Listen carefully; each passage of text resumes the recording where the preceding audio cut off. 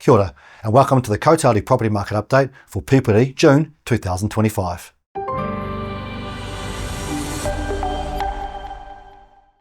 Property values across Aotearoa appeared to hit a small speed bump in May, dipping 0.1% over the month to a median value of just over $818,000. While values are still up 0.4% since the start of the year, the already mild upturn is now looking even more anemic. This trend is clear across the main centres, where, when visualised on a chart, value movements have looked effectively flat for the past 6 to 9 months in many cases. Kirikiriroa Hamilton stands out as the only one of the 6 main centres not to lose momentum recently, with values up 1.0% over the last 3 months. The others range from a 0.2% fall in Te Whanganui-a-Tara Wellington and Ōtautahi Christchurch to a 0.8% decline in Ōtepoti Dunedin. That said, monthly and regional volatility isn't unexpected. Market headwinds have been well forecasted. Listed supply remains relatively high, the economy is struggling to shift out of first gear, the labour market is still weak, and falling interest rates take time to filter through to existing mortgage holders' pockets. The government's highly anticipated budget, presented in May, was predictably restrained, reinforcing the likelihood that monetary policy will need to continue doing the heavy lifting to pull the country out of recession. On that note, the official cash rate decision and monetary policy statement published at the end of May were largely in line with expectations. The OCR forecast was revised down, prompting further falls in mortgage interest rates. However, the tone of the statement and the fact that one member voted to hold suggests the next 1 or 2 decisions are less clear-cut.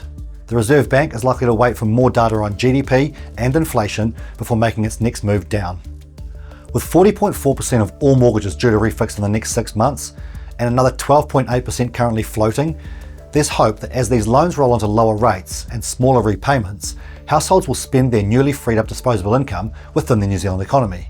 At present, we're seeing a 2-speed economy. The regions appear to be faring better, buoyed by strength in the agricultural sector and expectations of an export-led recovery, despite ongoing uncertainty from the evolving US tariff situation and general global caution.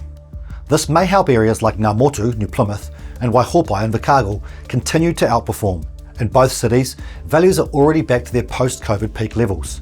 Meanwhile, the unique Tahuna Queenstown Lakes District is just 2.7% below its peak, and relatively affordable Ōtautahi Christchurch is 6% back.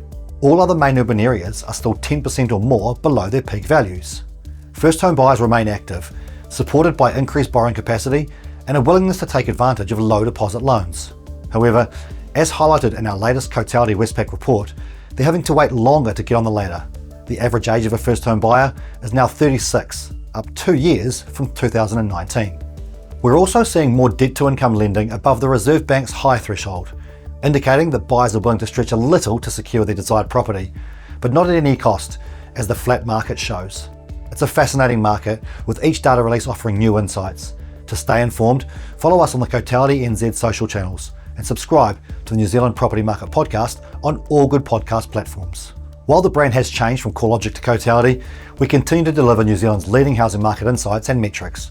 For now, you can still find these on the news and research pages of the CoreLogic NZ website.